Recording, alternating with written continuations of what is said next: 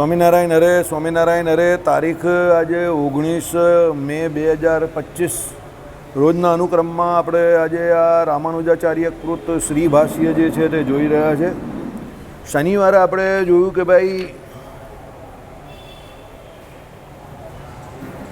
લઘુ પૂર્વ પક્ષ શું કહે છે. એ લઘુ પૂર્વ પક્ષમાં આપણે જોયું કે ભાઈ ઉદ્ગીત વિચાર જે કોઈ છે, ઉદ્ગીત એટલે શું, પેલો જે ઓમકાર જે બોલવાનો આવે છે તે, જેને ભક્તિનું એક અંગ કહેવામાં આવે છે, બરાબર. હવે એ આપણે જોતા હતા કે ભાઈ ઉદ્ગીત વિચાર ખરું જોતા કર્મનું જ અંગ છે, તથાપિ એનો આકાર જ્ઞાનનો હોવાથી એ વિચાર બ્રહ્મ મીમાંસામાં પણ મીમાંસામાં કરવામાં આવે છે. એટલે ઉદ્ગીત વિચાર એટલે જે વિધિ જે સામવેદનો એ જે ગાવાનો વિધિ જે છે તે એમ કંઈક આમ તો છે ને કર્મ મીમાંસાનો ભાગ છે.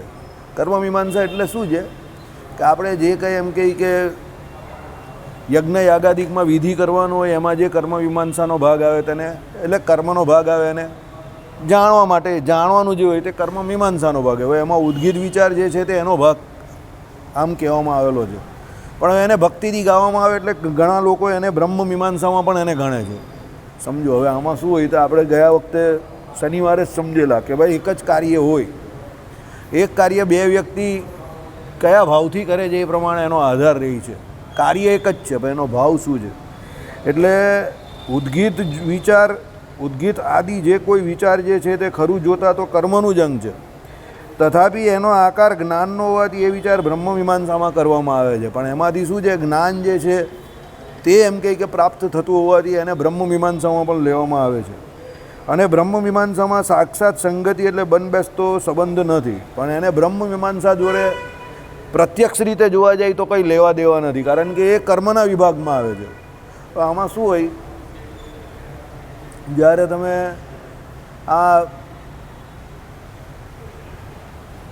6 અંગ પેલા ભણો અને સટ દર્શન ભણો, એમાં પેલી મીમાંસાનો જ્યારે પ્રકાર ચાલુ, મીમાંસા જ્યારે ચાલુ થાય ત્યારે એ મીમાંસામાં શું હોય કે ભાઈ પૂર્વ મીમાંસા અને ઉત્તર મીમાંસા આવે. હવે પૂર્વ મીમાંસામાં જે કોઈ ઉદ્ગીત વિચાર ને એ બધું આવતું હોય, હવે એ શું છે આમ તો કર્મના વિભાગમાં આવતું હોય, પણ ઘણી વખત શું હોય ઉત્તર મીમાંસામાં પણ એ બધા શ્લોક પાછા રિપીટ થતા હોય.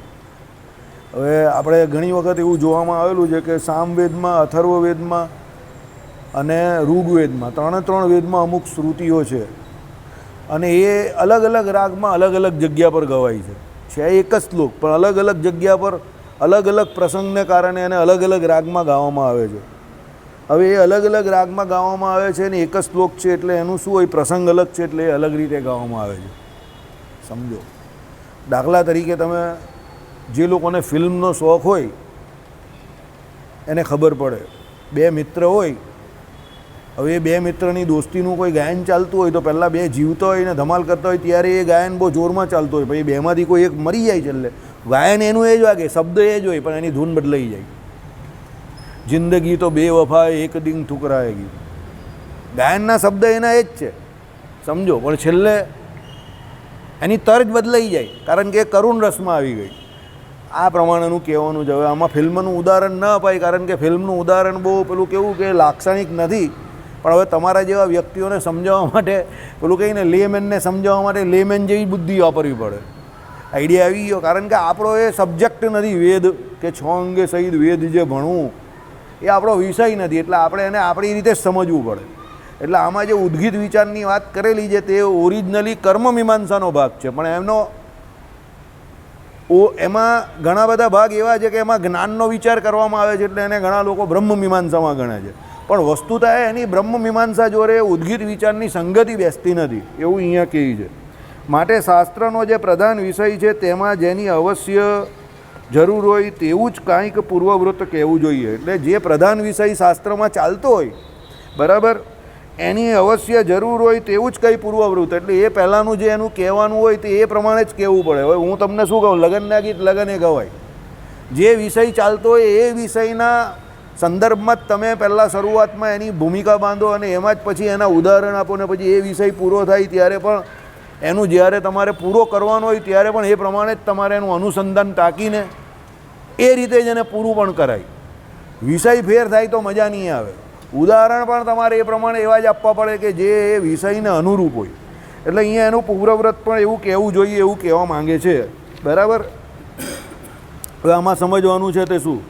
સ્મરણ રાખવું કે અથ અથ શબ્દના અર્થનો વિશેષ વિચાર ચાલે છે. અથ અથ શબ્દમાં આગળ આવી ગયેલું એવું કાંઈક હેતુરૂપે બતાવવું જોઈએ કે જેના વિના બ્રહ્મ મીમાંસા ન થઈ શકે. હવે એ આગળ આવી ગયેલું કયું? તો કર્મ મીમાંસા. એ આપણે જોઈ રહેલા તે પ્રમાણે કે ભાઈ કર્મ મીમાંસા વગર બ્રહ્મ મીમાંસા થઈ શકવાની નથી. જેટલા લોકો આજે બ્રહ્મ મીમાંસામાં છે કે જેટલા બ્રહ્મને જાણવાના પ્રયત્ન કરી રહેલા છે કે એના પ્રત્યે ભગવાનને જાણવા માટે કે ભગવાનને રાજી કરવા માટે જેટલા લોકો પણ ભજન કરી રહેલા, જેટલા પણ છે આ વર્લ્ડને વિશે, જેટલા આસ્તિક લોકો છે, એ બધા કોઈકને કોઈક રીતે કોઈકને કોઈક કાળે આ જન્મે કે પૂર્વ જન્મમાં કર્મ મીમાંસામાં જોડાયેલા હોવા જોઈએ. પેલું પાછું આપણું ઓરિજિનલ દ્રષ્ટાંત કે સોમાં હથોડે કોઈ ચાકો કે કોઈ નટબોલ ખુલી જાય છે તો એનો મતલબ એવો નથી કે પહેલાં 99 ફેલ છે. એ 99નો રોલ છે, એનાથી એ ઢીલું પડ્યું, બરાબર. એનાથી પેલું જે કંઈ વજન પડવાનું હતું તે વજન લાગ્યું એને, અને 100મો હથોડો હતો તે એટલો પાવરફુલ એને પડ્યો કે એ 100મા હથોડાનું ભાગ્ય એવું કે ભાઈ એ હથોડે ખુલી ગયું, એટલે એના નસીબમાં યશ ખાટવાનો હતો તો યશ એણે ખાટી લીધો. પણ 99નો કંઈ ઓછો હાથ ન હતો. એટલે કર્મ મીમાંસાને વિશે દરેક જીવને કંઈ ને કંઈક રીતે પ્રીતિ હોય અને એ કર્મ મીમાંસામાં જોડાયેલું હોય અને એ કર્મનું ફળ પછી સ્વર્ગાદી લોક કે આ લોક 14 લોકના બ્રહ્માંડમાં ભોગવે અને પછી એ નાશવંત સુખ ભોગવીને જ્યારે એને શાશ્વત ભગવાનનું સુખ મેળવવું હોય એવી જ્યારે એને અંદરથી પ્રતીતિ થાય કે પ્રેરણા થાય કે આ સુખમાં કંઈ લેવાનું નથી, અંતે જતા તો દુઃખ જ છે, ત્યારે એ કર્મ મીમાંસામાંથી જ બ્રહ્મ મીમાંસા તરફ વળશે. પણ જે કર્મ મીમાંસામાં ભળ્યો નથી એના બ્રહ્મ મીમાંસામાં જવાના ચાન્સીસ બહુ ઓછા છે, 0.01% છે. સમજો, ડાયરેક્ટ કોઈ પણ મંદિરે આવે કે ડાયરેક્ટ સીધો આવતો હોય, ઘણા લોકો એવી રીતે ડાયરેક્ટ આવે છે પણ ટકી નહીં શકે પછી. એટલે ઘણા લોકો શું હોય એના પૂર્વજન્મનું હોય તો ટકી પણ જાય. એટલે કર્મ મીમાંસા બહુ જરૂરી છે પહેલાં કે ભાઈ એ કોઈને કોઈ, હવે દાખલા તરીકે અમે 3 ભાઈઓ, તો અમે 3 ભાઈઓ પહેલાં નાના હતા ને ત્યારે દારિયા શેરીમાં એક શિવજીનું મંદિર હતું, એટલે શિવલિંગ હતું, તો અમે લોકો 3 ભાઈ ત્યાં દૂધ ચડાવવા જતા હતા. એટલે પહેલાં શિવલિંગના ઉપર દૂધ ચડાવીએ, પછી જે પેલી લોટી હોય ને એને નળમાં સાફ કરી દઈએ, પછી બાજુમાં ગોપાલ ફાફડાવાળો, એટલે એનાથી ફાફડા લઈએ અને પેલી લોટીની અંદર ચટણી ભરીને ઘરે ચાલ્યા જઈએ. આમાં રોજનો કાર્યક્રમ કંઈ ને કંઈ આવું જ કરીએ. એ ગોપાલ ફાફડાવાળાને ત્યાં ગાંઠિયા કા ફાફડા કા મરચા કે એવું લેવાનું હોય ને એટલે અમે લોકો લોટી એટલે જ લઈને જઈએ. હવે લોટી લઈને જવામાં 3 ભાઈનો ઝઘડો થાય પાછો. પેલો કંઈ ગઈકાલે હું ગયેલો એટલે આજે હું નહીં જઈશ. સમજો, પણ 3માંથી કોઈ એક દૂધ ચડાવવા જાય એટલે જાય જ, 12 વાગ્યા સુધીમાં જાય એટલે જાય, બરાબર. અને દૂધ ચડાવે, બહુ મોડું થયું હોય કે એવું હોય તો પછી ના, બાકી એ 100 દિવસ ગયો હોય તો 25-50 દિવસ તો પેલા બાજુમાં ફાફડાવાળા અંદરથી ચટણી એમ જ લેતો આવે પાછો ને ફાફડા, બરાબર. પછી શંકર ભગવાનની એટલે ઓમ નમઃ શિવાયની 100 માળા ફેરવતા હતા બધા એ સમય પર. પછી ધીરે ધીરે એ કર્મ મીમાંસા, એટલે એ સમય આપણો જે હોય તે સમય સુધરે એના માટે બધા આપણે એ પ્રમાણે પ્રયત્ન કરતા હતા. ભાઈ ધીરે ધીરે આપણા મંદિરે આવતા થયા, પછી મંદિરમાં અહીંયા જોયું આ તે, પછી એ પ્રમાણે એ કર્મ મીમાંસામાંથી પછી બ્રહ્મ મીમાંસામાં આવી ગયા કે ભાઈ હવે આમાં કંઈ બહુ કંઈ દુઃખ દૂર થાય કે નવું સુખ મળે તો એનાથી કંઈ બહુ મોટી પ્રાપ્તિ થવાની નથી. સત્સંગમાં આવ્યા ને એ પછી ખબર પડી, એટલે પછી એ નિષ્કામ જે કોઈ ભક્તિઓ એ તરફ વળી ગયા. પણ શરૂઆત આવી રીતે જ થાય, સમજો. અને તમે જોજો સામાન્ય રીતે દરેક જે પણ કોઈ હરિના ભક્ત હોય ને, વિષ્ણુ ભક્ત જે હોય ને, એ મૂળભૂત પહેલાં કોઈને કોઈ હિસાબે મહાદેવજી જોડે જોડાયેલા હોય, કશે ને કશે. તમે તો બધે જ જોડાયેલા હો, તમે કશે રહી નહીં જવા જોઈએ, બરાબર. તમારી ફ્રેન્ચાઇઝી પહેલી આપેલી જોઈએ બધાની, ઓલ ફ્રેન્ચાઇઝી, બરાબર. એટલે કહેવાનું તાત્પર્ય શું છે કે મહાદેવ જે છે ને એ સૌથી મોટા વૈષ્ણવ છે. સૌથી પહેલાં પ્રથમ અને સૌથી મોટા વૈષ્ણવ જ મહાદેવ છે. એટલે મહાદેવ જે છે એની પાસે જે કોઈ જતા હોય ને તે તમે જોજો છેલ્લે શનિ દેવતાનું એવું છે, શનિદેવના ઈષ્ટદેવ શ્રી કૃષ્ણ ભગવાન છે. પણ શનિ જેનો ખરાબ હોય ને એને પેલા કુંડળીમાં જે કોઈ જોવાવાળો હોય ને તે એને મહાદેવની પણ સ્તુતિ કરવાનું કહી બાજુ. પણ પછી એ મહાદેવની સ્તુતિ કરતો એ જ વ્યક્તિ પછી હરિની સ્તુતિ કરવા માટે. એટલે આપણે ત્યાં હરિ અને હર બંનેને સાથે લીધા છે, સમજો. આપણે ત્યાં કહેવાય હરિદ્વાર, બરાબર.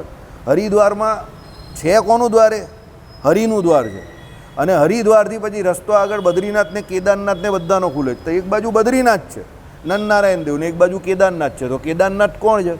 શિવજી છે. અને બદ્રીનાથ કોણ છે? નારાયણ છે. એટલે આપણે ત્યાં એ બંને પેરેલલ જ ચાલે છે. સમજો, ઝઘડા કરે છે જે લોકો એ સનાતન સંસ્કૃતિને હજુ સમજી નહીં શક્યા. એટલે કહેવાનું તાત્પર્ય શું છે કે અહીંયા એ પ્રમાણે કહું છે કે ભાઈ કર્મ મીમાંસા જે છે ને એના વગર બ્રહ્મ મીમાંસા શક્ય નથી થવાની. જીવ કોઈને કોઈ કાળે કોઈને કોઈ જન્મમાં કોઈને કોઈ રીતે એ કર્મ મીમાંસાથી જોડાયેલો હોય જ છે અને એણે સુખ ભોગવા છે બધા. પછી જ્યારે એને એ સુખમાં નાશવંતપણું દેખાશે ને પછી જે બ્રહ્મ મીમાંસા તરફ વળશે. એટલે અહીંયા એ પ્રમાણે કહ્યું છે. ઉદ્ગીત વિચાર જો કે બ્રહ્મ મીમાંસામાં કર્યો છે તથાપિ એ એનો મુખ્ય વિષય નથી. જ્યાં ઉદ્ગીત આપણે ગાવાનું કહીએ એ બ્રહ્મ મીમાંસામાં એ વિચાર કરેલો છે પણ એનો મુખ્ય વિચાર નથી. સમજો, ગાવસ્કર વન ડે મેચ રમતા હતા પણ એ વન ડેના પ્લેયર નહીં હતા. વન ડેમાં એણે 1 સેન્ચુરી મારેલી નાગપુરમાં છેલ્લે જતા 87 ડિલિવરીઝ બોલમાં ન્યૂઝીલેન્ડ સામે 87ના વર્લ્ડ કપમાં. બસ ઓનલી 1 સેન્ચુરી, બરાબર. પણ એ ટેસ્ટ મેચના બહુ એક્સિલન્ટ પ્લેયર હતા. પણ એ વન ડે પણ રમતા હતા. એટલે વન ડેની પણ વાત આવે તો ગાવસ્કરનો ઉલ્લેખ તો થાય. એણે 125 જેટલી વન ડે રમેલી એ ભાઈએ, બરાબર. અહીંયા એ પ્રમાણે છે કે ઉદ્ગીત વિચાર જે કંઈ છે તે ઓરિજિનલ ટોપિક કોનો છે? કર્મ મીમાંસાનો. પણ એને બ્રહ્મ મીમાંસામાં પણ એમ કહે કે શું છે એની વાત ઘણી વખત કરેલી છે ઉદ્ગીત વિચારની. તેથી જો ઉદ્ગીત વિચાર માટે કર્મ મીમાંસાની જરૂર છે તો પણ કર્મ મીમાંસાને બ્રહ્મ મીમાંસા માટે જરૂરની ગણવી એ બરાબર નથી. એટલે અહીંયા પાછો શું કહી છે ભાઈ કે જો ઉદ્ગીત વિચાર માટે પણ એમ કે જો કર્મ મીમાંસાની તમને જરૂર પડતી હોય તો પણ કર્મ મીમાંસાને બ્રહ્મ મીમાંસા જુદી પડવી બરાબર નથી. કારણ કે ઉદ્ગીત વિચાર એ બ્રહ્મ મીમાંસાનો મુખ્ય વિષય નથી. ઉદ્ગીત વિચાર માટે જરૂરનું હોય તો આખી બ્રહ્મ મીમાંસા માટે જરૂરનું કંઈ એમ જરૂરનું છે એમ ન કહી શકાય. એટલે શું કહ્યું? ઉદ્ગીત વિચાર એ બ્રહ્મ મીમાંસાનો મુખ્ય વિષય નથી. એ લોકો એવું કહે છે. ઉદ્ગીત વિચાર માટે જે જરૂરનું હોય તે આખી બ્રહ્મ મીમાંસા માટે જરૂરનું હોય એમ પણ ના કહી શકાય. ઉદ્ગીત વિચાર બહુ નાનો સબ્જેક્ટ છે. તો એ એમ કહી કે એના માટે જે કંઈ જરૂરનું હોય તે આખી બ્રહ્મ મીમાંસા માટે જરૂરનું હોય એવું નથી. મેં તમને કહ્યું એ પ્રમાણે એ ગાવસ્કર વન ડે રમેલા પણ એ વન ડે માટે એટલા જાણીતા નથી. એઝ અ ટેસ્ટ પ્લેયરે જે જાણીતા છે. ત્યારે વિરાટ કોહલીનું એક્ઝેક્ટ ગાવસ્કર કરતાં ઉલટું છે. એ ટેસ્ટ ક્રિકેટ રહીમાં એ ટેસ્ટ મેચના સૌથી સારામાં સારા કેપ્ટન વિરાટ કોહલી, બરાબર. પણ એ ટેસ્ટ મેચનો સારામાં સારો પ્લેયર નથી. એ વ્હાઇટ બોલનો સારામાં સારો પ્લેયર હતો. સમજ પડી? જો બહુ કોમ્પ્લિકેટેડ વસ્તુ છે પણ તમે જ્યારે ફેક્ટ્સ પર વાત કરો ત્યારે આ બધી વસ્તુ જોવી પડે. ગાવસ્કર અને વિરાટ કોહલી તમે બંનેની કમ્પેરિઝન કરો. બોથ વેર એક્સિલન્ટ પ્લેયર, બંને બહુ સારા પ્લેયર. એ લોકોના સમયના બંને લીજેન્ડ. ગાવસ્કર એટલે લીજેન્ડ કે વેસ્ટ ઇન્ડિઝની જે પેસ બેટરી હતી, જે 4 પેસ બોલરની હેલ્મેટ ન હતી એ જમાનામાં, એ વ્યક્તિએ વેસ્ટ ઇન્ડિઝની ફાસ્ટ બોલર જે 4 કહેવાય અને 2 ફાસ્ટ બોલર પાછા પેવેલિયનમાં બેસતા હતા. એટલે 6 પેસ બોલર હતા વેસ્ટ ઇન્ડિઝ પાછા. એ બધા 6 હતા તે મેચ વિનર હતા.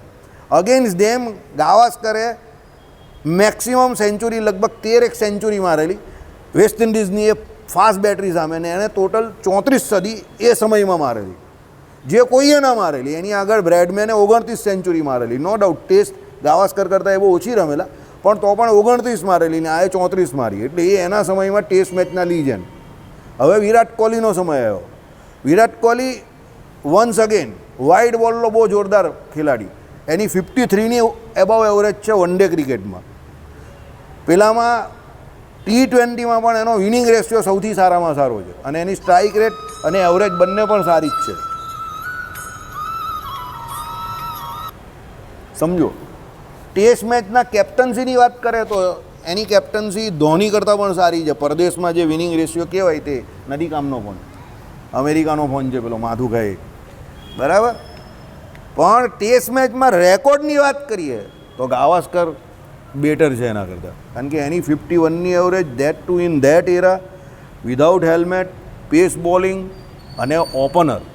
ત્યારે આ 4 નંબર પર આવતો એટલે દડો થોડો ઘસાઈ જાય. સમજો, બરાબર. એટલે બીજું, ગાવસ્કર જે ટીમમાં રમતા હતા તે વિરાટ કોહલી જે ટીમમાંથી રમતો હતો એના કરતાં કમ્પેરેટિવલી બહુ વીક ટીમ હતી. એના સમયમાં એટલી ઇન્ડિયાની ટીમ પાવરફુલ નહીં હતી. સમજો, વિરાટ કોહલી રમતો હતો ત્યારે ઘણા બધા એવા ખેલાડી હતા કે જે કોઈ બધા પોતે પર્સનલી ઇન્ડિવિજ્યુઅલી બધા પોતપોતાના હિસાબે પરફોર્મ કરી શકતા હતા. ગાવસ્કરમાં તો ગાવસ્કરને કપિલ દેવ એમ બે લીજેન્ડ ખેલાડી હતા, બાકીના બધા તો ઇતર ગીતરવાળા હતા. આઈડિયા આવ્યો તમને? એટલે કમ્પેરિઝનની વાત થાય ત્યારે આવી રીતે કમ્પેરિઝન થાય. પછી એવી રીતે તમે કમ્પેરિઝન ન કરી શકો કે એનું આમ હતું તેને એવી રીતે નહીં. તમે સ્ટેટિસ્ટિક જો અને હીરા જોવો પડે, સમય, કે ભાઈ કોનો સમય કેવો હતો. અહીંયા એ વાત ચાલે છે કે ભાઈ બ્રહ્મમીમાંસામાં ઉદ્ગીત વિચાર જો તમે એક ટોપિક તરીકે લેવ તો એ ટોપિક તરીકે બરાબર છે, પણ એને કારણે આખી બ્રહ્મમીમાંસામાં એ છે એવું ન કહી શકાય. હા, એક મુદ્દા તરીકે ઇટ ઇઝ ઓકે, ચાલો બરાબર છે, ઓકે. ખરું જોતા બ્રહ્મમીમાંસામાં ઉદ્ગીત વિચાર અસ્થાને છે. તમે ઉદ્ગીત વિચારની વાત કરો તો બ્રહ્મમીમાંસામાં એની કંઈ જરૂર જ નથી. એ કર્મમીમાંસાનું અંગ છે. બ્રહ્મમીમાંસામાં એના પ્રવેશનું કારણ એટલું જ કે એ પણ એક પ્રકારનો વિચાર એટલે જ્ઞાન છે. કારણ કે પેલું ઓમકાર નીકળે એટલે ઓમકાર શું છે? અકાર, મકાર ને ઉકાર. હવે એમાંથી આખી સૃષ્ટિ થયેલી છે, તો એ એક પ્રકારનું જ્ઞાન છે. એટલે એ ઉદ્ગીત વિચારને આ લોકોએ બ્રહ્મમીમાંસામાં લીધું છે. બાકી એ ટેકનિકલી કોનો વિષય છે? કર્મમીમાંસાનો છે. આવું કહેવા માંગે છે. હવે તમને બીજી વાત કહું, તમને કદાચ આમાંથી આ સમજ ન પડી, ઉદ્ગીત વિચાર શું છે તમારામાંથી 90%ને નહીં ખબર. બ્રહ્મમીમાંસા શું છે એ તમે જોયું નથી. કર્મમીમાંસા તો ડરવાની કોઈ જરૂર નથી. આનાથી અથાતો બ્રહ્મ જિજ્ઞાસા સૂત્ર જે છે ને એને કોઈ ફરક પડતો નથી. આખો મુદ્દો જે છે તે વિદ્વાનોનો છે. તમારે જે બ્રહ્મ જ્ઞાન મેળવવાનું જ અથાતો બ્રહ્મ જિજ્ઞાસા, એમાં બ્રહ્મને જાણવાનું જે કામ છે એને આ વિષય જોડે કોઈ લેવા દેવા નથી. પણ એઝ સચ એટલે આપણે અહીંયા આખું આ બ્રહ્મસૂત્ર ભાષ્ય લઈને બેઠા છે, એટલે અમારી એ ફરજ બને અહીંયા બેઠા છે એટલે કે એ ટોપિક મુદ્દા કોઈ પણ છોડાય નહીં, ગબડાવી ન દેવાય. એટલે અમારે ચલાવવું પડે એટલે અમે ચલાવીએ છીએ. પણ મને એટલી ખબર પડે કે આ મુદ્દો અહીંયા બેઠેલા 90% લોકોને કંઈ કામનો નથી. કે ભાઈ ઉદ્ગીત વિચાર શું છે ને ઉદ્ગીત વિચાર બ્રહ્મમીમાંસામાં શું કામમાં આવે કે કામમાં આવે કે ન આવે, આ બધું જે ભણતા હોય એને કામનો છે. તમારા માટે અથાતો બ્રહ્મ જિજ્ઞાસા એટલે બ્રહ્મને જાણવાની જિજ્ઞાસા કોને થઈ, કેમ થઈ, કેવી રીતે થઈ, એ થઈ તો એ કેટલી કામની, તમારા માટે આ મુદ્દા કામના છે. કારણ કે તમારે બ્રહ્મને જાણવાનું છે. આ બધી ટેકનિક જે આવે એ તમે જાણો ન જાણો એનાથી doesn't make any difference to you. Even ઓડિયન્સને પણ કંઈ ફરક નહીં પડવાનો. ઉદ્ગીત વિચાર શું છે એ જાણવાથી કે ન જાણવાથી ઓડિયન્સને કોઈ ફરક પડવાનો નથી. એને બ્રહ્મસૂત્રના આ અથાતો બ્રહ્મ જિજ્ઞાસા સૂત્ર સમજણમાં 1% પણ આનાથી ફરક નહીં પડતો. આ બધા ટેકનિકલ પોઈન્ટ છે. હવે દાખલા તરીકે સામે પેલું અગ્નિસોમ્ય પશુમાલ મેતવાળી એક અને મા હિંસ્યાત નામની 2 શ્રુતિઓ આવી અને એ બંનેને ટકરાવી અને છેલ્લે એ નિષ્કર્ષ પર આવ્યા કે ભાઈ જેને એમ કહે કે પશુને મારીને સ્વર્ગમાં જવું હોય તે પ્રમાણે જાય, પણ જે અહિંસા પરમો ધર્મમાં માને એવા ઉત્તમ જીવ હોય તે તો એ કામ કરતા નથી. એમ કરીને એ લોકોએ બધું સાબિત કર્યું ને એમાં 3-4 દિવસ બધું ઉપર નીચેના પૂર્વ પક્ષ ઉત્તર પક્ષ બધા ચાલ્યા. પણ હવે આપણા જેવા માણસ જે કોઈ હોય, ખબર પડી ગઈ ને આપણે સમજાવવાની જેટલાએ પૂછ્યું એને કોશિશ પણ કરી, પણ કદાચ કોઈને ન સમજ પડે તો બહુ સીધી સાદી વાત છે. ભગવાને કહ્યું એ પ્રમાણે અહિંસા પરમો ધર્મ. આપણે કોઈ કારે મન વચન કર્મથી હિંસા કરવી નહીં, વાત પૂરી થઈ ગઈ. પછી અગ્નિસોમીય પશુમાલ મેતમાં તમને સમજ પડે કે ન પડે? તમારે તો ભગવાને કહ્યું એ પ્રમાણે કે ભાઈ તમારે અહિંસા એટલે યજ્ઞ યાગાદિક પણ ગ્રહસ્થએ કરવો તો એમાં હિંસા થવી ન જોઈએ. એ કાનમાં બુટ્ટી પહેરીને તમારે જાણી લેવાનું. તમને અગ્નિસોમીય સમજ પડે છે કે સમજ નહીં પડતી એ અલગ મેટર છે. સમજો, દેશી હિસાબ. કોઈ કહે કે બહુ અઘરું છે ને એટલે આ તને સમજાવી દીધું, પણ તારે એનાથી કરવાનું શું છે? What is the outcome? તો તારે કોઈ પણ હિસાબે કોઈ પણ કાળમાં કોઈ પણ રીતે તું વૈષ્ણવ થયો આ કંઠી પહેરે જ ને, હિંસા નહીં કરવાની. ભલે યજ્ઞાદી કોઈને અને કોઈ બીજો હિંસા કરીને એનો પ્રસાદ પણ તને આપે તો તારે એ ગ્રહણ નહીં કરવાનું. ભગવાને શું કહ્યું? જે દેવતાને મદ્ય અને માંસનું નૈવેદ્ય ધરાવતું એ તમારે નહીં લેવાનું. વાત પૂરી થઈ ગઈ. 1 શોર્ટ લાઇન સ્ટેટમેન્ટ. હવે તમને ખબર પડી ગઈ, જ્યાં દેવતાનું નૈવેદ્ય લેવાની ના પાડે છે તો બીજું તો કંઈ ગ્રહણ કરવાનું છે. સમજો, હવે એટલી તો તમને બધાને સમજ પડે જ છે કે ભાઈ દેવતાનું નૈવેદ્ય પણ હોય એટલે પ્રસાદ પણ હોય ને એમાં તમને મદ્ય કે માંસ આપવામાં આવે તો એ પણ લેવાનું નથી. તો પછી તમારે હિંસા કરવાની નથી. અને દારૂ ને માંસ એ બંને આપણા માટે હરામ છે એમ કહી તો ચાલે. તો આપણે એ લેવાની જરૂર જ નથી. એટલે ત્યાં શું કરી દેવાનું ભાઈ, દારૂ માંસ આપણાથી વૈષ્ણવોથી ગ્રહણ ન થાય, ડુંગળીને લસણ ન થાય તો દારૂ માંસની કા વાત આવે. હવે આટલું તમે સમજી ગયો એટલે તમારા માટે વાત પૂરી. પછી અગ્નિસ્વામીય પશુ માલમેટમાં શું કહે છે કે માં હિંસાવાળો કેમ આવું કહે છે, ન સમજ પડે તો કાનમાં બુટ્ટી મારી દેવાની. ભાઈ હિંસાવાળી કોઈ પણ વાત આવે એટલે આપણે શું કહેવાનું, ના, વાત પૂરી. બસ અહીંયા આ મુદ્દો છે. હવે સમજી ગયા તમે?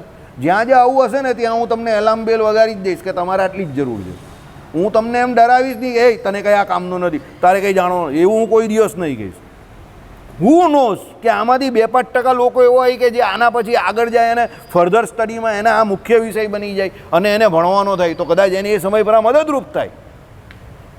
હમણાં અમારા જ એક વિદ્યાર્થીનું એવું થયું, બરાબર, જે સબ્જેક્ટ કે જે પ્રશ્ન એ ના પાડતા હતા એ મેં એને આમ કરીને ભણાવી દીધો અને એ જ 15 માર્કનો પૂછાયો પહેલાં, ચાલો મેડિકલમાં, અને આખા ક્લાસમાં એને જ આવડો અને એને 12 કે 13 માર્ક પણ આપ્યા સાહેબે.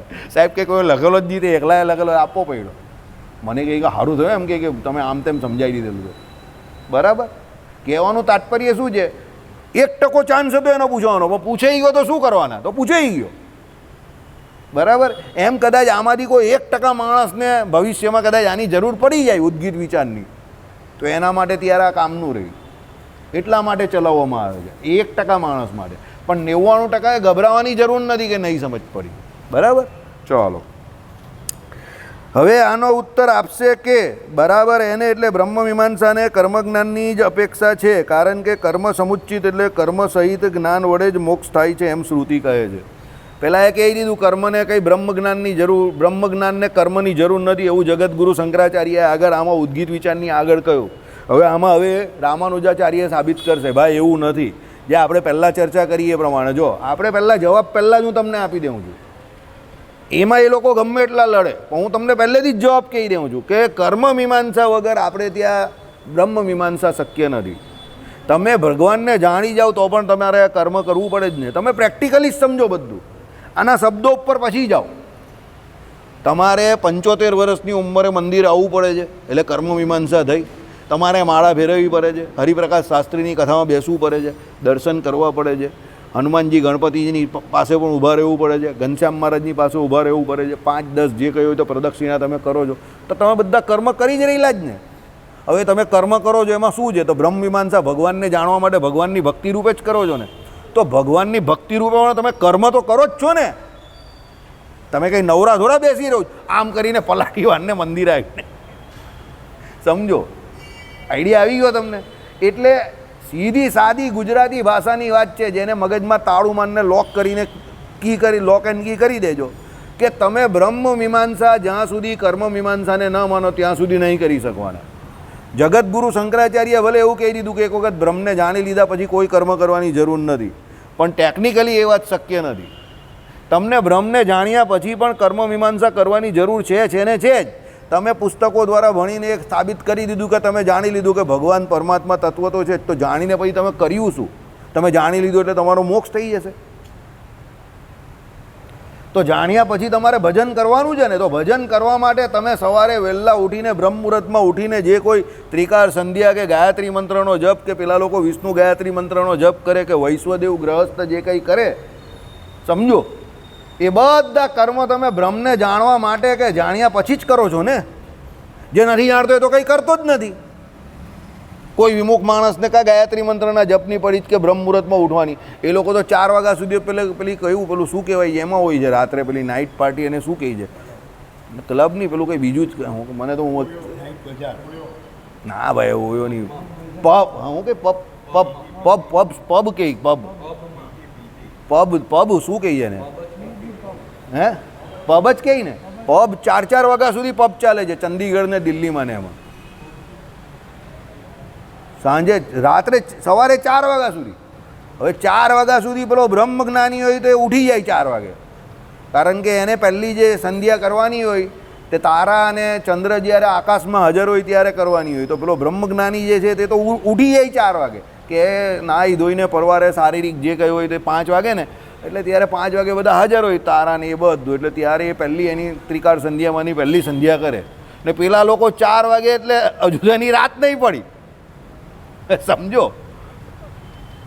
હવે 4 વાગે તો એ ઘર તરફ જશે અને 5 સાડા 5 એ લોકો સૂઈ જાય ને 12 1 વાગે ઉઠે, એટલે એ લોકોની આખી સાયકલ જ સર્કાડિયન રિધમ જ આખી અલગ છે, સમજો. હવે એ જે નથી જાણતા એના માટે કંઈ જરૂર જ નથી, પણ જે બ્રહ્મજ્ઞાની છે, જે બ્રહ્મને જાણે છે, તે 3:30 4 ઉઠે છે ને.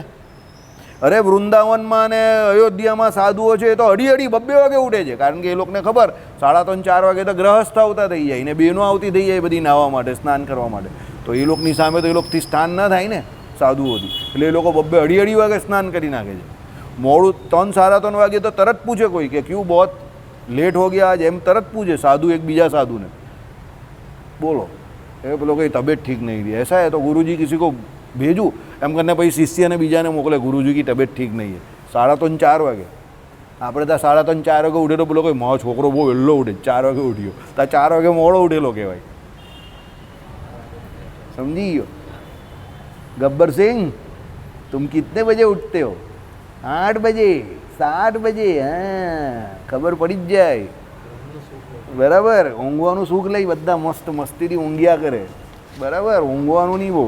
ચાલો, એટલે શું કહ્યું? બ્રહ્મ મીમાંસાને કર્મ જ્ઞાનની અપેક્ષા છે જ, એટલે કારણ કે સમુચ્ચિત કર્મ સમુચ્ચિત એટલે અહીંયા જ્ઞાન કર્મ સમુચ્ચયવાદની હવે રામાનુજાચાર્ય વાત કરશે. કર્મ સહિત એટલે જ્ઞાન વડે જ, કર્મ સમુચ્ચિત એટલે કર્મ સહિત જ્ઞાન વડે જ મોક્ષ થાય છે એમ શ્રુતિ કહે છે. કર્મ સહિત જ્ઞાન વડે જ મોક્ષ થાય ભાઈ, કર્મ કર્યા વગર મોક્ષ નહીં થતો. જો કર્મ કર્યા વગર કંઈ જ નહીં થતું. ભણવું હોય તો આ લોકો 15 વર્ષ 16 વર્ષ ભણ્યા તો એ લોકોને ડિગ્રી મળીને ના હવે તો કમાતા થયા ને. નહીં ભણ્યા તેની હાલત કેવી છે તે ખબર જ છે, સમજો. હું એટલે તમને કહું કે છોકરાઓની ભણવાની ઉંમર હોય ત્યારે જોર કરીને પણ ભણાવી દેવાના. એ લોકોનું કહેલું થોડું તમારે કરવાનું છે. અલા છોકરાઓથી ગભરાય મા બાપ. અત્યારે એવા લોકો આવે કે છોકરો કંઈ કરી બેસશે તો છોકરાઓથી મા બાપ ગભરાય. એ કેવી હાલત મેં કહું. ને છોકરા પછી એવા હોય આપણે એમ દઈએ કે આના કરતાં નહીં હોય તો હારા, માથા ગણાવવા જેવા, હાવ ડફૂસ જેવા, બરાબર. એટલે એમાં વાંક છોકરાઓનો 1% પણ નથી. હું એમાં 1% પણ છોકરાઓનો વાંક નહીં કરતો. વાંક કોનો? એના મા બાપનો. એના મા બાપે એ ટ્રેનિંગ નહીં લીધી કે એના છોકરાઓને કઈ રીતે ટ્રેન કરવાના, સમજો. છોકરો કોઈ પણ દુનિયાનો એવું બોલવાનો નથી કે પપ્પા મારે ભણવું છે. કયો છોકરો હસતો હસતો સ્કૂલે જાય છે? એ તો પહેલે દિવસે જાય, વેકેશન પડે ને પછી પહેલે દિવસે જાય, પેલો ઘરે કંટાળેલો, એટલે પછી 10મું દિવસ થાય 5મું દિવસ એટલે હું રડવા જ માંડે, મ્યુઝિક જ વાગે. એમ છોકરો તમને સિરિયસ થઈને ભણવાનું કહેવાનો નથી કોઈ. એ તો બહુ વિલ્લા હોય ને 100માંથી 5 એવા હોય કે જે ભણવા માટે ઈચ્છતા હોય ને બિચારા ગરીબ હોય ને એવું, એટલે સ્કોલરશીપ લઈને કે આમ તેમથી ચોપડા લઈને ભણે. પણ એવા તો 5-10 જ હોય. બાકીના 80-90 હોય ને એને તો તમારે મારી ઠોકીને જ ભણાવવા પડે. તો ત્યાં મા બાપ તરીકે તમારી ફરજ છે કે તમારે એ કામ કરવાનું છે કે એને ભણાવવાનો છે. બીજી વાત, એનું કેલિબર શું છે એ નહીં જોવાનું તમારે. તમે સમજો. તમે ઘણા લોકો શું બહાનું કરે કે એનું એ એટલો હોશિયાર જ નહીં હતો, એનું કેલિબર શું છે એ તમારે નહીં જોવાનું. એના માટે બેસ્ટ શું છે એ તમારે જોવાનું છે. એના માટે સારું શું છે એ તમારે વિચારવાનું છે. ગ્રહસ્થ તરીકે તમારી જવાબદારી બહુ મોટી છે. એને બધા સંસ્કાર, સારા સંસ્કાર તમારે આપવાના છે. એને મંદિરે પણ લાવવાનો છે, એને ભગત પણ બનાવવાનો છે, એને અહીંયાના સંસ્કાર પણ આપવાના છે. પણ એટ ધ સેમ ટાઈમ એને એકલું આ સંસ્કાર પણ નહીં આપવાના, સમજજો. એને એની જોડે વ્યવહાર પણ ને એ પણ બહારનું પણ શીખવાડવાનું જ છે. કારણ કે એને અલ્ટિમેટલી રહેવાનું તો બહાર છે ને, કે અહીંયા આવીને સાધુ થોડો થવાનો છે, સમજો મારી વાત. એટલે બહાર કેવી રીતે રહેવું પ્રામાણિકતાથી ને એની રોજીરોટી કેવી રીતે રડી લે અને દુનિયામાં એ કેવી રીતે લડે ને પછી અહીંયા આવે ને મંદિર આવીને ભજન કરે ને એ પણ નીકળી જાય, એ પ્રમાણે એને ટ્રેન કરવાનો છે. પણ તમે પોતે જેવા નથી હોતા તો બીજાને કાં કરવાના? તમારા જ માથા ભમી જતા હોય, વાતે વાતે આમ ભમર ઉપર ચડી જાય, વાતે વાતે ગરમ થઈ જાય. વાતે વાતે જે વ્યક્તિ ગરમ થતો હોય ને સમજવાનું એ કોઈ દિવસ સત્ય સુધી, નિષ્કર્ષ સુધી નહીં પહોંચી શકે. પહેલાં તમારે જ મજબૂત થવું પડશે. તમારે પહેલાં પરિસ્થિતિ સમજવી પડે કે ભાઈ પરિસ્થિતિ એકચ્યુઅલ શું છે. છોકરો તો એવું જ કહેવાનો, પપ્પા કોમર્સ અપાઈ દઉં ને શાંતિથી, મોસારે જવાનું ને મા પીરસના ને બાપ જોનાર ને એ બેઠો બેઠો હિંચકો પર બેઠો બેઠો ખાયા કરે ને IPL જોયા મજા આવી ગઈ, સમજો. છોકરો તો એ જ કહેવાનો કે નથી ભણવું. છોકરી પણ એવું જ કહે પપ્પા નહીં, ને છોકરીને તો બાપા જ ના પાડે ભણીને શું કરવાની એમ કરીને, એ લોકો જ ના પાડે, જાતે જ ફૂલ સ્ટોપ લગાવી દે. પણ તમે શું કામ ફૂલ સ્ટોપ લગાવો છો? એ ભણે જ તો ભણવા દો અને વ્યવસ્થિત ભણાવો ને. યાદ રાખજો, છોકરો કે છોકરી જેટલું ફાલતુ ભણશે ને એટલા ફાલતુ કામ કરશે. અમારું વાક્ય યાદ રાખજો. જેટલું સિરિયસ ભણશે ને એટલા મોટા કામ કરશે. એટલે એને ભણવા પ્રત્યે ગંભીર બનાવો કે તારે ભણવાનું છે ને, સારું ભણવાનું છે, ફાલતુ નહીં ભણવાનું. એ ફાલતુ ભણશે એટલે ફાલતુ કામ જ કરવાનો 100%, કારણ કે નવરો પડશે ને અંદર. તમે સમજો. અને એની સંગતિ પણ એવા લોકો જોડે જ થશે કે જે એના જેવા હોય, પણ એ અઘરું ભણવા જશે, ગંભીર ભણવા જશે તો એવી સંગતિ થશે એની. એટલે એ લોકોને એવો સમય જ નહીં હશે ફાલતુ કામ કરવાનો. સમજો, માનસિકતા સમજો. એટલે એ 7મા 8મા ધોરણમાં હોય ત્યારે જ એને એ પ્રમાણે પ્રિપેર કરાવો એને મેન્ટલી, કે તારે આ મોટું કામ કરવાનું છે. તને કંઈ કોમર્સ ગ્રેજ્યુએટ બનાવવા માટે કે આર્ટ્સ ગ્રેજ્યુએટ બનાવવા માટે નહીં, હું નહીં મૂકતો. સમજજો. એ તો એમ જ કહેશે કે પપ્પા મને તો આમાં મગજ નહીં ચાલતું ને મારે આમ જ કરવું છે, અને એ એમ કરીને આવી જશે. તમે પણ હા બરાબર બરાબર. એ તો 100માંથી 80 જણા એવું સહેલું જ પકડે ને. સમજો. પણ એના માટે જીવન એટલું સરળ નથી હોવાનું આના પછીનું. તમે સમજો. તમે એને સરળતા બતાવી દીધી તો તમે એને એ વિન્ડો ખોલી આપી, પણ એના માટે એ વિન્ડો કાયમ ખુલ્લી નહીં રહેવાની. તમે એને એક વિન્ડો સરળતાની ખોલી એટલે એની 90% જિંદગીની બીજી વિન્ડો બધી બંધ કરી નાખી 20 વર્ષની ઉંમરમાં જ. બરાબર. અને જેના બાપા સારું કમાતા હોય કે હીરા બજારમાં હોય કે બીજા સારા ધંધામાં હોય, એના માટે તો બહુ મોટું જોખમ છે એના છોકરા બગડવાનું. કારણ કે એના છોકરાને ખબર છે બાપાનો ધંધો ચાલે જ છે ને, બાપા કા ભણેલા છે તો પણ કમાઈ જ છે ને, એટલે એ 100% નહીં ભણવાનું. એને નક્કી કરી દીધું છે કે માં નહીં ભણવાનું, બાપા વગર ભણીએ કમાઈ જ છે ને. પણ એ ખોટી માનસિકતા છે. જોઈ લો અત્યારે હીરા બજારમાં કે જેટલા પણ ઉદ્યોગપતિ, મુકેશ અંબાણીથી માંડીને બધા બિરલાના કે બધાના છોકરાને જોઈ લો, બધાને હાવર્ડમાં કે ત્યાં ભણાવીને બધા MBA કરાવીને કે ભણાઈ ગણાઈને અહીંયા પાછા લાવે છે. કેમ? અરે હરિકૃષ્ણમાં તો 5000 રૂપિયા આપીને 1 વર્ષ માટે બહાર મોકલી આપે છે દરેક છોકરાઓને. સમજો. 5000 રૂપિયા જ આપે અને જા તું તારું ફોડી લે, 1 વર્ષ પછી જાવ છે ઘરે. એટલે પેલો ટીચાઈને અફડાઈને પાછો 5000 રૂપિયામાં શું થાય આ જમાનામાં? અફડાઈ ટીચાઈને નોકરી કરે, આમ તેમ કરે ને 1 વર્ષ પાછો આખી દુનિયા જોઈને પાછો આવે. 1 વર્ષ એને 5000 રૂપિયામાં જ ચલાવવાના, છોડી દે એને આમ જ. માલિકના છોકરા. તમે લોકો, જે મોટો માણસ છે એ એના છોકરાને ટફનેસ શીખવાડે છે, અને જે મધ્યમ વર્ગી છે અત્યારે તે એના છોકરાને બધી શું લક્ઝરી આપવા જાય છે. એટલે સમજો, મોટા માણસના છોકરા મોટા જ બનવાના પછી, કારણ કે ટફ બનીને આવે છે. અને પેલા મધ્યમ વર્ગીયના છોકરા એને એ બધી લક્ઝરી આપવા જાય છે. એટલે લક્ઝરીમાં કોઈ દિવસ કોઈનો વિકાસ થયો જ નથી. એ પછી એન્જી પેન્જી જ બનવાના, ઢીલા ઢબ. સમજો. મંદિરે એને વેકેશનમાં લાવો, મંદિરનો નિયમ રાખો કે આટલો સમય મંદિરમાં, પણ ભણવામાં કે એના જે કોઈ કામ છે એમાં કોઈ એ નહીં, એમાં કોઈ લાલિયાવાળી નહીં. એનું ટ્યુશન શું છે, શું કામ છે, બધું ચેક કરો. તમારી એ જવાબદારી છે ગ્રહસ્થની. સમજો. તમે તો પેલું કેવું કે પેલો ભજન કરો, બહુ ભજન કરે, બહુ સારો માણસ છે મંદિર, એના છોકરા બી બહુ સારા. લોકો 2-4 માણસ કે એટલે ઝાડ પર ચડી જાઓ તમે ખુશ, બધું બરાબર ચાલે છે. પછી બોમ્બ ફૂટે કે એના છોકરાએ આમ કર્યું ને પેલાએ આમ કર્યું ને, પછી બોમ્બ ફૂટે જ ને. તમે ધ્યાન જ નહીં આપતા તો બોમ્બ જ ફૂટે. આઈડિયા આવી ગયો. એટલે એ તમારી જવાબદારી છે. એ તમને કઈ રીતે આંખ બતાવી શકે ભાઈ? તો કંઈ છોકરા માંડા આંખ બતાવે છે, તો એ તમને કઈ રીતે આંખ બતાવે? મને તો હજુ સમજ જ નહીં પડતી કે તમને કઈ રીતે આંખ બતાવી શકે. એટલે આંખ તમારો છે ગમે ત્યાં, તમે પાછી પાની કરેલી છે. સમજો. એ તમને આંખ બતાવી જ નહીં શકવો જોઈએ. એ કેવી રીતે આંખ બતાવે? પેલો ભાઈ બીજા શું કે એની તે કેપેસિટી જ નથી. અરે કેપેસિટી કોઈ જ નથી. તમારી ને મારી કા હતી? તને હીરો જોતા પહેલેથી આવડતું હતું? નાનો તો ત્યારથી જ આવડતું હતું? પછી ગયો, પછી અફડાઈ ઝીકાઈને શીખ્યો ને. એકવાર પાછો ગયો, પાછો આવ્યો, પાછો ગયો, પાછો, પછી શીખ્યો ને. તો પછી શીખવા માટે કોઈ સ્કૂલ હોતી જ નથી. એ તો જિંદગી જ શીખવે. સમજો. એટલે એ માનસિકતા બહુ ખરાબ છે. લક્ઝરી નહીં આપો એ લોકોને એટલી. પાણી માંગે તો દીકરા દીકરા દીકરા જાય એવું નહીં. એક લાફો મારો સાન્નડઈને પહેલાં ચાલ. આમ જ કરવાનું છે. ટફ બનાવો ને મજબૂત. એ ભાગી, અરે કોઈ ભાગતો નથી. એના માટે કંઈ ઇઝી છે ભાગવું? બહાર જાય કોઈ ચવનની પણ નહીં આપે એને, 2 દિવસમાં પાછો આવી જાય. કોઈ ભાગતો નથી એમ. મજબૂત બનાવો, ટફ બનાવો એને થોડો, ભગત પણ બનાવો, મંદિરના સંસ્કાર ભજનના સંસ્કાર આપો, પણ રિયલ સંસ્કાર આપો. બધા ખોટા ખોટા સંસ્કાર નહીં આપો. એને એવું નહીં કહ્યું તારે બહુ ભજન કરવાનું છે, બધું ખોટું છે, તો પછી એને ભણશે જ નહીં. પછી જ્યાં નહીં બનવાનું હોય તો આ સાધુ બની જશે. બરાબર ને? ઉદાહરણ છે ને આપણી પાસે એ પણ. હા, ધ્યાન નહીં આપે એટલે એવું થાય. પછી આપણે વર્ષ પહેલાં જ કહી દીધેલું એ ભાઈનો ફોન આવેલો ત્યારે, મેં કહું તમે બહુ ખોટું કામ કર્યું. આ કે એ તો છે ને વચ્ચે એક માણસ, મેં કહું વચ્ચેવાળા વચ્ચે જ રહી જશે, તમે સામે આવી જશો, પછી થઈ ગયું કામ. સમજી ગયા? નજર હટી એટલે દુર્ઘટના ઘટી. લોકો તૈયાર જ બેઠેલા છે.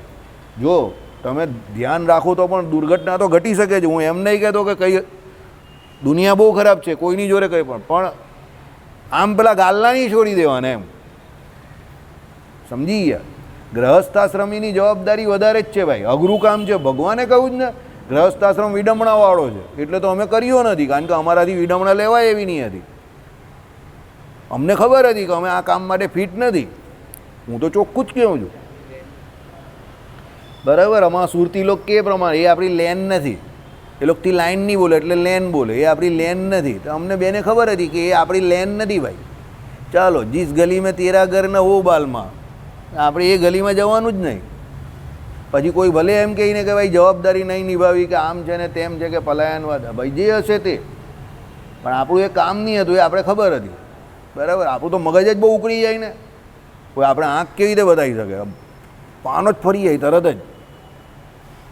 એ ચાલે જ નહીં ને. એવું ચલાવી જ કેવી રીતે લેવાય? કે આપણે એને ખવડાવવાનું પીવડાવવાનું મોટો કરે નહીં, એ આપણે આંખ બતાવે. આંખે દિખાતા હે,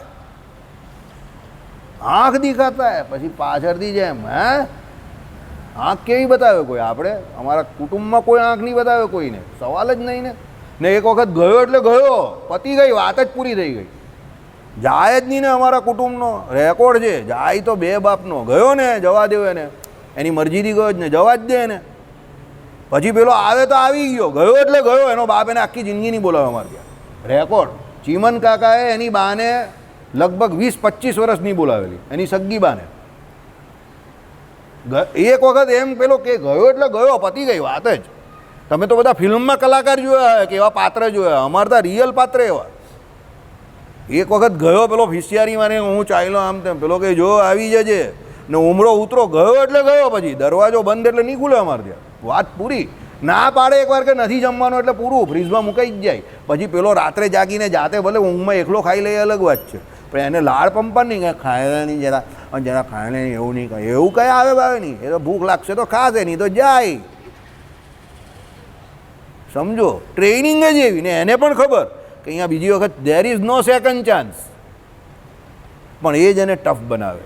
એને લાડ, આમાં શું છે, તમે લોકો છો આને તમે લાડ ગાંડા બનાવી દેવો છો. એને ખબર છે કે તો ઢીલા પડીને મા બાપ આવવાના જ છે, એટલે લાડ ગાંડા બની જાય. લાડ ગાંડા નહીં બનાવવાને. 2 દિવસ ભૂખો રહેશે ને રાત્રે, ત્રીજે દિવસે એવું નહીં કહેશે કે મગની દાળ નહીં ભાવતી. એ કંઈ રસ્તો શોધશે. અમને લોકોને મગની દાળ ના ભાવે તો મારી બા બનાવે ને તો અમે લોકો એ લોકોને જમી લેવા દઈએ. પછી અમે લોકો શું કરીએ, જે રોટલીનો લોટ વધેલો હોય ને એની અમે રેરમી બનાવી દઈએ અને એ રેરમી ખાઈએ. પણ મગની દાળ તો બને જ, અમે એની રેરમી બનાવીને ખાઈએ. સમજો? પણ રેરમી પણ ખાવાની તો ખરી જ એમ. રસ્તો શોધતું એનો. પણ તું એમ કહે કે ન મળે એ વાત જ નહીં. પછી 2 બટાકા પણ બાફી આપે, તો નાખો હોય તો અંદર 2 બટાકા બાફેલા મસાલો બનાવવા નાખ. પણ એ મગની દાળ તો બનશે જ એમ. એવું નહીં કે તું ન ખાય. હા, એ વાત જ ખોટી ને કે તું ન ખાય. સમજો? એટલે એવી રીતે જ રહેવાય. બરાબર? ચાલો, ભૂલચું કોઈ તો માફ કરજો, નહીં તો એ તો તમને ખબર જ છે. બરાબર? એટલે હવે સૂત્રકાર પણ આગળ જતા સર્વ અપેક્ષા ચ યજ્ઞાદિ શ્રુત રસ ચ વત બ્રહ્મસૂત્ર 3:4-26 એ સૂત્રમાં એ જ કહેશે. હવે આગળ આવશે એ સૂત્ર. બરાબર? ત્યારે એનો અનુવાદ આવશે. કર્મ જેની જરૂર છે તે જાણ્યા વિના શેની સાથે જ્ઞાનનો સમુચ્ચય કરવો, શેની સાથે નહીં, એ વિભાગ જાણી શકાતો નથી. માટે કર્મનું જ્ઞાન એટલે કર્મમીમાંસા એ જ. પૂર્વવૃત્ત એટલે અથ શબ્દનો અર્થ છે. હવે અહીંયા સાથે જ્ઞાનનો સમુચ્ચય કરવો એનો અર્થ પાછળ લખેલો છે. સાંભળો. પહેલું પેલો સૂત્ર છે, અગ્નિહોત્રાદિ સર્વકર્મની જ્ઞાનને અપેક્ષા છે. ચાલો ભાઈ, તમે અગ્નિહોત્ર કરવાના છો. આપણે લોકો 5 વૈશ્વદેવ પેલા ગ્રહસ્થને કરવાના આવ્યા, તો સત્સંગી જીવનમાં એ બધાના 5 ભૂતયજ્ઞના વિધિ બતાવ્યા. ચતુર્થ પ્રકરણને વિશે આપણે બધા ભૂતયજ્ઞના વિધિઓ જોયા, બરાબર? ચતુર્થ કે પંચમમાં જોયા? પાંચમામાં જોયા. પાંચમામાં. ચતુર્થમાં તો આ બધા નિયમો ને શિક્ષાપત્રીને એ છે. પાછળથી એમાં આવી જશે પેલા લોકના એક નિયમ પણ આવ્યા. તો એ તમને 5 ભૂતયજ્ઞ જે કરવાના છે, એટલે 5 યજ્ઞ જે કરવાના છે રોજ ગ્રહસ્થ અને વૈશ્વદેવ કરવાના, તેના વિધિ તો આવ્યા. હવે એ વિધિ દ્વારા શું છે, તમને જ્ઞાન થાય, તમે જાણો પછી જે કરો. એટલે શું કહ્યું? અગ્નિહોત્રાદિ સર્વકર્મની જ્ઞાનને અપેક્ષા છે, બરાબર? એટલે જેમ ઘોડાને તંગ સામાન વગેરેની જરૂર છે, તેમ કારણ કે યજ્ઞાદિની જરૂર બતાવનારી શ્રુતિ છે. એટલે ઘોડો જે છે એને તંગ સામાન, તંગ એટલે ખબર ને તમને? હે, પેલું મૂકે ને, પેલી એની બેઠક પેલી બેઠક નહીં હોય એની, ઘોડા ઉપર પેલી બેઠક હોય, પેલી આમ મૂકેલી હોય ચામડાની, એ ને એની ઉપર પેલો સામાન પેલો દાદે ને, બસ. એટલે બરાબર, એટલે એના વગર પેલો સામાન ગબડી પડે એમ. આપણે તમે લોકો બાઇક જે ચલાવતા હોય એને ખબર હશે, પેલો સામાન મૂકે ને પેલી ટાંકી ઉપર, તો જોજો આમ 2 પગની વચ્ચે મૂકવામાં આવે, એટલે પેલો આમ ફસાઈ જાય બરાબર. ને પછી એ અંદર ભાઈ આમ કરીને પેલો ગાડી ચલાવે, પછી જ્યારે વળાવવાનું હોય ત્યારે ધ્યાન રાખવું પડે, તો આમ સરકીને સીધો નીચે ચાલ્યો જાય, બરાબર? એવી રીતે. એટલે ઘોડા ઉપર એ પ્રમાણે પેલી ટંગ મૂકવામાં આવે ને એની ઉપર પેલો સામાન મૂકવામાં આવે, એટલે પેલો સામાન ગબડી નહીં પડે, બરાબર? એ પ્રમાણે. પછી આમાં જે બીજું આવ્યું તે શું આવ્યું કે ભાઈ જ્ઞાનનો સમુચ્ચય કરવો એટલે ભેળવવું. એટલે કર્મ જોડે જ્ઞાનને ભેળવવું પડે તો જ એ કામ થાય. એકલું કર્મ તમને હું એમ કહી દઉં કે ભાઈ આ કામ કરી નાખ, પણ ખબર જ નહીં હોય તો કેવી રીતે થાય? બરાબર? લસ્સીની જગ્યા પર શું બની જાય? છાશ બની જાય. શરબતની જગ્યા પર શું બની જાય? બરાબર? કેનું શરબત બનાવેલું તમે લોકો કાલે? ગુંડાનું શરબત હતું. પેલો વિશાલ કા ગયો, હે ગુંડા કે ગુદા કે ગુદ્દા કે ગુડ કે શું કહ્યું, કંઈ બનાવેલું ને તમે? કયું ગુંડાનું બનાવેલું? બીલી કે ગુંડા, કયું શરબત હતું? હા, મને તો ખબર જ નહીં એ કંઈ શું બોલતા હતા. ગુંદા પેલો કે આ કંઈ એવું ગુંદાનું શરબત થોડું આવું આવે, બરાબર? ચાલો, એટલે જે કંઈ હોય તે કંઈ બનાવેલું ખરું એ લોકોએ, બરાબર? એટલે એ ભેળવવું, હે પેટ માટે સારું, પણ પછી બહુ અંદર એ નાખી દીધેલી કંઈ પેલી શું કે વરિયારી. અશોકભાઈએ તો એવું સ્વીકારી લીધેલું છે ને કે આપણે પૂછે જ નહીં ને, પહેલાં પૂછે જ નહીં તો પછી ભૂલ જ થાય ને. પૂછવું પડે ને, માપમાં બધી વસ્તુ થાય. ઓછું નાખવાનું પહેલાં. કેટલું બધું મીઠું નાખી દીધું એ લોકોએ. અરે સવારે કેટલી વાર જવાનું થયું? સવારે કેટલી વાર ગયા આજે? ચાલો, હવે 3જા નંબર માટે શું આવે છે? એ વિભાગ જાણી શકાતો નથી, માટે કર્મનું એટલે જ્ઞાન એટલે કર્મ મીમાંસા જ પૂર્વવૃત્ત શબ્દ અર્થ છે. એટલે નિત્ય નૈમિતિક કર્મ સાથે જ્ઞાન જોડવું, કામ્ય અને નિષિદ્ધ કર્મ સાથે નહીં. જો આ સમજવા જેવું છે. ભલે થયો, તમે જે નિત્ય કર્મ અને નૈમિતિક કર્મ કરો છો એની જોડે જ્ઞાન જોડવાનું છે. એટલે આપણે હમણાં જે વાત કરી એ પ્રમાણે કે સવારે વહેલા ઉઠવાનું છે, ત્રિકાળ સંધ્યા કરવાની છે, આ લોકોએ વિષ્ણુ ગાયત્રીનો મંત્ર કરવો, જપવાનો છે તે. એટલે નિત્ય નૈમિતિક કર્મ સાથે જ્ઞાન જોડવાનું છે. શું? કામ્ય અને નિષિદ્ધ કર્મ સાથે નહીં. કામ્ય કર્મ એટલે આ કર્મ કરવાથી એટલે આ ફળ મળે, આ યજ્ઞ, પેલા યજ્ઞ પેલું આવ્યું ને હમણાં, અગ્નિ સોમ્ય પશુમાલ મેત, તો એમાં પશુને મારે એટલે સ્વર્ગલોકની પ્રાપ્તિ થાય. તો એવું નહીં કર્મ, એવું જ્ઞાનની જરૂર નથી, કારણ કે એનાથી તો પાપાચાર વધે. બીજું શું કહ્યું? નિષિદ્ધ કર્મ નહીં, કે ભાઈ ગાળ તો કોઈને દેવી નહીં. તો હમણાં 2-4 શબ્દ મારાથી જેવા બોલાઈ ગયા કે એ હકીકતમાં અભદ્ર શબ્દ જ, પણ હવે આ ભાઈએ કાલે કરેલું જ બધું એવું કે મને કંઈ ખબર જ નહીં પડી કે આ કેનું શરબત છે, બરાબર? જોકે નો ડાઉટ વાક પાણી પાદ ગુદા એટલે એમાં એ શબ્દ આવે જ છે, એટલે એ કંઈ ખરાબ શબ્દ તો નથી, પણ હું બોલ્યો પણ કદાચ કોઈને ખરાબ પણ લાગી જાય, પણ હવે એ તો આવે જ છે, બરાબર? ચાલો, પછી આ વિભાગ કર્મનું સ્વરૂપ જાણ્યા વિના, એટલે અર્થાત કર્મ મીમાંસાના થયા વિના સંભવે નહીં. હવે તમારે નિત્ય કર્મ કરવા છે કે નૈમિતિક કર્મ કરવા છે કે વૈશ્વદેવ કરવું છે કે ભાઈ ગાયત્રી મંત્રનો જપ કરવો છે કે ભાઈ તમારા જનોઈ સંસ્કાર જે કોઈ થયા, તો ગાયત્રી મંત્રના જપથી માંડીને એ કેવી રીતે કરવો એનો વિધિ જે છે તે તમારે શીખવો પડે ને. એના માટે પેલી જે પુસ્તક જે છે તે આપણે પેલી ગીતા પ્રેસની લઈ આવીએ અને એમાં આખો કર્મ વિભાગ આખો આપેલો જ નહીં, એમાંથી જોઈને આપણે બધા શીખ્યા તો અત્યારે કરતા થયા ને. એટલે એ નિત્ય કર્મ નૈમિતિક કર્મ કરવા માટે કર્મ મીમાંસા માટે તમને જ્ઞાનની જરૂર છે તો જ એ થઈ શકે. એ અહીંયા જ્ઞાનની વાત કરે છે, સમજો. બરાબર. ચાલો. શ્રીપતિમ શ્રીધરમ સર્વદેવેશ્વરમ ભક્તિ